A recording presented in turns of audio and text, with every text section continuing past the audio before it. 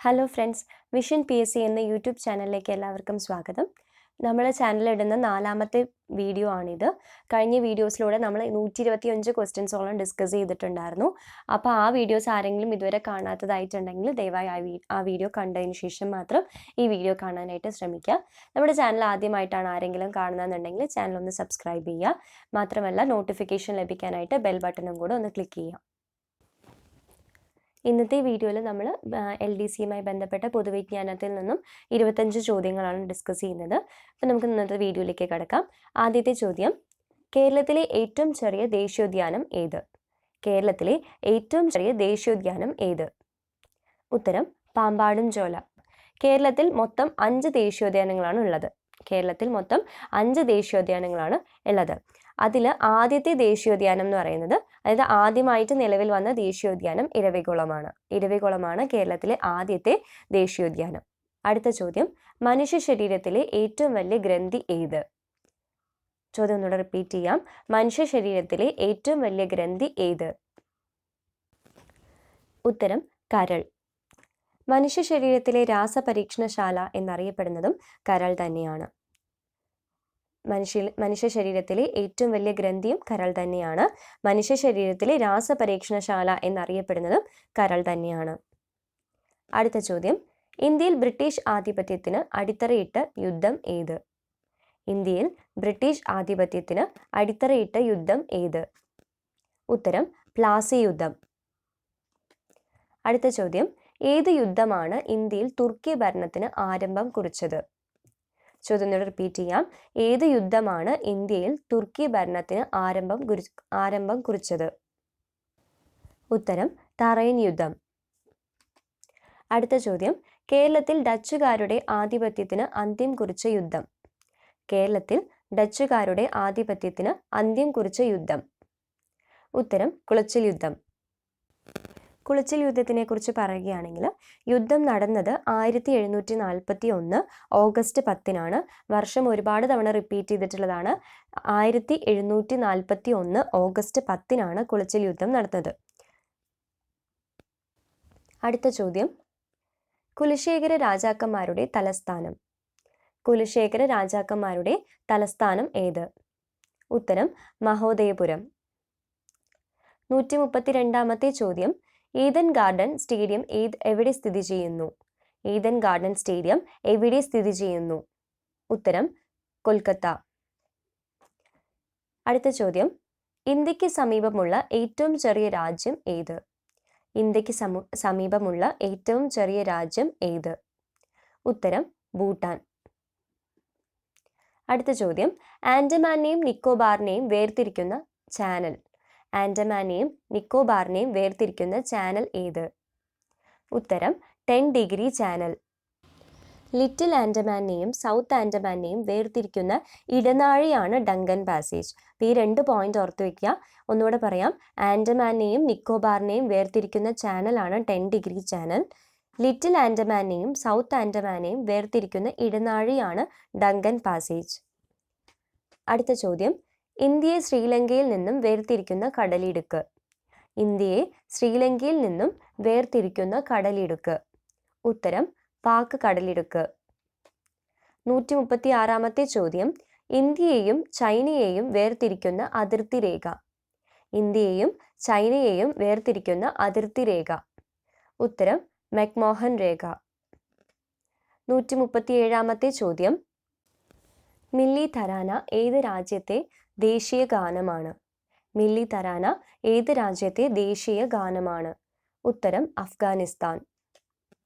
അടുത്ത ചോദ്യം, 5 ഭൂഖണ്ഡങ്ങളിൽ വെച്ച് ക്രിക്കറ്റ് ലോകകപ്പ് ജേതാക്കളായ ആദ്യ രാജ്യം. 5 ഭൂഖണ്ഡങ്ങളിൽ വെച്ച് ക്രിക്കറ്റ് ലോകകപ്പ് ജേതാക്കളായ ആദ്യ രാജ്യം. ഉത്തരം ഓസ്ട്രേലിയ. 139ാമത്തെ ചോദ്യം, കേരളത്തിലെ ആദ്യത്തെ അക്വാട്ടിക് സമുച്ചയം സ്ഥിതി ചെയ്യുന്നത് എവിടെ? കേരളത്തിലെ ആദ്യത്തെ അക്വാട്ടിക് സമുച്ചയം സ്ഥിതി ചെയ്യുന്നത് എവിടെ? ഉത്തരം പിരപ്പങ്കോട്. പിരപ്പങ്കോട് സ്ഥിതി ചെയ്യുന്നത് തിരുവനന്തപുരത്താണ്. അടുത്തൊരു പോയിന്റും കൂടെ ഓർത്തിരിക്കാനായിട്ട് പറയാം. കേരളത്തിലെ ആദ്യത്തെ DNA ബാർകോഡിൽ കേന്ദ്രം സ്ഥാപിച്ചതും പുത്തൻതോപ്പിലാണ്. കേരളത്തിലെ ആദ്യ DNA ബാർകോഡിംഗ് കേന്ദ്രം സ്ഥാപിച്ചത് പുത്തൻതോപ്പ്, അതും തിരുവനന്തപുരത്ത് തന്നെയാണ്. അടുത്ത ചോദ്യം, ലോകത്തിലെ ഒന്നാമത്തെ തേക്കിൻ തോട്ടം കേരളത്തിൽ എവിടെയാണ്? ലോകത്തിലെ ഒന്നാമത്തെ തേക്കിൻ തോട്ടം കേരളത്തിൽ എവിടെയാണ്? ഉത്തരം നിലമ്പൂർ. 141ാമത്തെ ചോദ്യം, വയനാട് വന്യജീവി സങ്കേതത്തിന്റെ ആസ്ഥാനം എവിടെയാണ്? വയനാട് വന്യജീവി സങ്കേതത്തിന്റെ ആസ്ഥാനം എവിടെയാണ്? ഉത്തരം സുൽത്താൻ ബത്തേരി. സുൽത്താൻ ബത്തേരിയുടെ പഴയ പേരാണ് ഗണപതി വട്ടം. സുൽത്താൻ ബത്തേരിയുടെ പഴയ പേരാണ് ഗണപതി വട്ടം. അടുത്ത ചോദ്യം, വംശനാശ ഭീഷണി നേരിടുന്ന സിംഹവാലൻ കുരങ്ങുകളുള്ള കേരളത്തിലെ ദേശീയോദ്യാനം ഏത്? ഉത്തരം സൈലന്റ് വാലി. നമ്മൾ കഴിഞ്ഞൊരു ക്വസ്റ്റ്യനിനകത്ത് സൈലന്റ് വാലിയെ കുറിച്ച് പറഞ്ഞിട്ടുണ്ടായിരുന്നു അല്ലേ? കേരളത്തിലെ ഏറ്റവും വലിയ ദേശീയോദ്യാനം PSCയുടെ ഉത്തരസൂചിക പ്രകാരം ഏതാണ്? സൈലന്റ് വാലി ആണ്. അടുത്ത ചോദ്യം, 143ാമത്തെ ചോദ്യം, ഓസ്കാർ നോമിനേഷൻ നേടിയ ആദ്യത്തെ മലയാള ചിത്രം ഏത്? ഓസ്കാർ നോമിനേഷൻ നേടിയ ആദ്യത്തെ മലയാള ചിത്രം ഏത്? ഉത്തരം ഗുരു. 144ാമത്തെ ചോദ്യം, കേരള കലാമണ്ഡലത്തിന്റെ സ്ഥാപകൻ ആര്? കേരള കലാമണ്ഡലത്തിന്റെ സ്ഥാപകൻ ആര്? ഉത്തരം വള്ളത്തോൾ നാരായണ മേനോൻ. 145ാമത്തെ ചോദ്യം, കേരളത്തിലെ സംഗീതജ്ഞനായ രാജാവ് ആര്? കേരളത്തിലെ സംഗീതജ്ഞനായ രാജാവ് ആര്? ഉത്തരം സ്വാതി തിരുനാൾ. അടുത്ത ചോദ്യം, പാലക്കാട് കോട്ട പണിതത് ആര്? ഉത്തരം ഹൈദരലി. ഹൈദരലിയാണ് പാലക്കാട് കോട്ട നിർമ്മിച്ചത്. 147ാമത്തെ ചോദ്യം, സംക്രമാധീരൻ എന്നറിയപ്പെടുന്ന വേണാട് രാജാവ് ആര്? ഉത്തരം രവിവർമ്മ കുലശേഖരൻ. അടുത്ത ചോദ്യം, ഏത് സംഭവത്തോടു കൂടിയാണ് ഇന്ത്യയിൽ ഈസ്റ്റ് ഇന്ത്യ കമ്പനിയുടെ ഭരണം ബ്രിട്ടീഷ് രാജ്ഞിയുടെ നേരിട്ടുള്ള ഭരണത്തിന് കീഴിലായത്? ചോദ്യം ഒന്നുകൂടെ റിപ്പീറ്റ് ചെയ്യാം. ഏത് സംഭവത്തോടു കൂടിയാണ് ഇന്ത്യയിൽ ഈസ്റ്റ് ഇന്ത്യ കമ്പനിയുടെ ഭരണം ബ്രിട്ടീഷ് രാജ്ഞിയുടെ നേരിട്ടുള്ള ഭരണത്തിന് കീഴിലായത്? ഉത്തരം ഒന്നാം സ്വാതന്ത്ര്യ സമരത്തിന് ശേഷം. 149ാമത്തെ ചോദ്യം, സുൽത്താൻ ബത്തേരി എന്ന സ്ഥലം ആരുടെ പേരിൽ നിന്നാണ് രൂപപ്പെട്ടത്? സുൽത്താൻ ബത്തേരി എന്ന സ്ഥലം ആരുടെ പേരിൽ നിന്നുമാണ് രൂപപ്പെട്ടത്? ഉത്തരം ടിപ്പു സുൽത്താൻ. നമ്മൾ ഈ വീഡിയോയ്ക്കകത്ത് തന്നെ മുമ്പൊരു ചോദ്യത്തിൽ പറഞ്ഞിട്ടുണ്ടായിരുന്നു അല്ലേ? നമ്മൾ 2 ചോദ്യമാണ് ഇതെന്ന് നമ്മൾ ഡിസ്കസ് ചെയ്തത്. സുൽത്താൻ ബത്തേരിയുടെ പഴയ പേരും ഡിസ്കസ് ചെയ്തിട്ടുണ്ടായിരുന്നു. വയനാട് വന്യജീവി സങ്കേതത്തിന്റെ ആസ്ഥാനം എന്ന് പറയുന്നത് എവിടെയാണ്? സുൽത്താൻ ബത്തേരിയാണ്. സുൽത്താൻ ബത്തേരിയുടെ പഴയ പേരാണ് എന്ത്? ഗണപതി വട്ടം. ഈ 3 കാര്യങ്ങൾ ഓർത്തിരിക്കുക.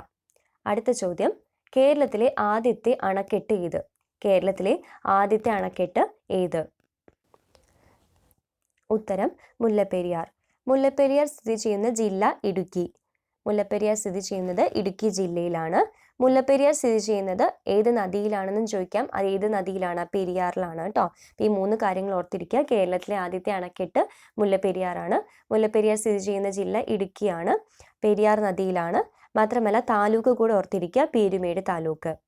പിന്നെ ഇന്ന് ഡിസ്കസ് ചെയ്ത 25 ചോദ്യങ്ങളും എല്ലാവർക്കും മനസ്സിലായി എന്ന് വിചാരിക്കുന്നു. തുടർന്ന് വീഡിയോസ് കാണുക, സപ്പോർട്ട് ചെയ്യുക. ഈ വീഡിയോ ഇഷ്ടമാകുകയാണെങ്കിൽ ലൈക്ക് ചെയ്യാനും ഷെയർ ചെയ്യാനും പിന്നെ ഫ്രണ്ട്സ് ആയിട്ട് എല്ലാവർക്കും ഷെയർ ചെയ്യുക. താങ്ക്